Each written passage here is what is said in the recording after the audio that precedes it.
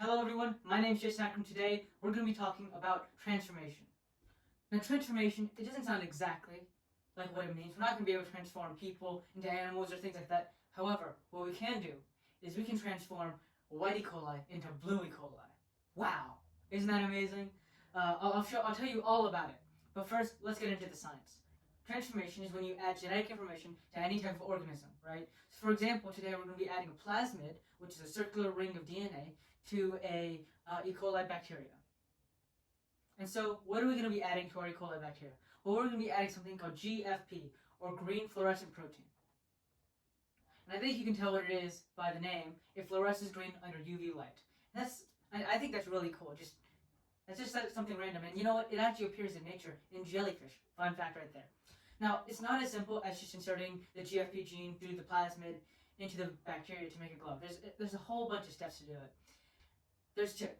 The first one we're going to be talking about is ampicillin resistance. So some of the plates have ampicillin on them, which means that any normal bacteria cannot grow on them.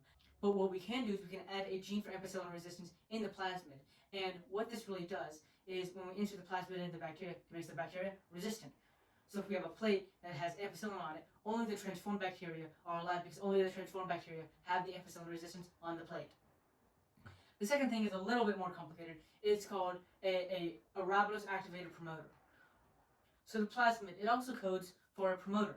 What the promoter does is it's at the beginning of a coding sequence. The terminator's at the end. And when it is activated, it allows the DNA polymerase to bind and transcribe the DNA. And so the GFP promoter is specifically activated by arabinose. Now that you know all the science behind it, let's talk about what will happen. Well, in this experiment, we got 4 plates, and they all have bacteria on them. Now, the first one has no ampicillin and no plasmid. The second one has a bit of both. It has ampicillin but no plasmid. And the third one has ampicillin and plasmid. Now the fourth one, the beauty of the fourth. It's got ampicillin, plasmid, and arabinose. Now, write down in the description what you think will happen to the 4. And you know what? If you're a little bit of an overachiever, go the extra mile and write why you think the 4 plates will turn out how you think they will. Go ahead, right now. I'll give you this second. You can pause the video if you want. Alright. Here are the results. Plate number 1. What happens is it's called a lawn, right? And so what a lawn is, it's no colonies. It's just bacteria growing throughout the whole plate. And this is because there's no ampicillin and no pGLO, so no transformation, and yet all of the bacteria can still survive because there's no ampicillin on the plate. The second one should have none. And the reason behind it is that there's ampicillin, but there's no ampicillin resistance in any of the bacteria because there's no plasmid, which carries the ampicillin resistance. We get the third one. And finally, we see some colonies forming, right? Because there's transformation, which means that the bacteria has ampicillin resistance, and there's ampicillin, meaning that there's not a lawn. So we see individual colonies. However, when we put it under UV light, there's no GFP glowing.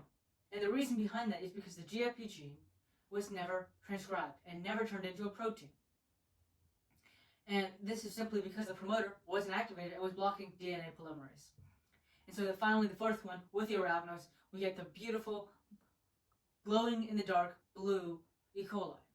And it's really an incredible sight to behold. That's the thing I love about biology, is that you can always see it in front of you. It may be very small, you may need to use a microscope, but you can always see it. And that's what I think is so cool. You're changing life by adding DNA to it. Now, I hope you've enjoyed this video, and I hope that you've learned something. Most of all, I hope you've learned to see how cool science can be. Thank you. I'll see you in the next one.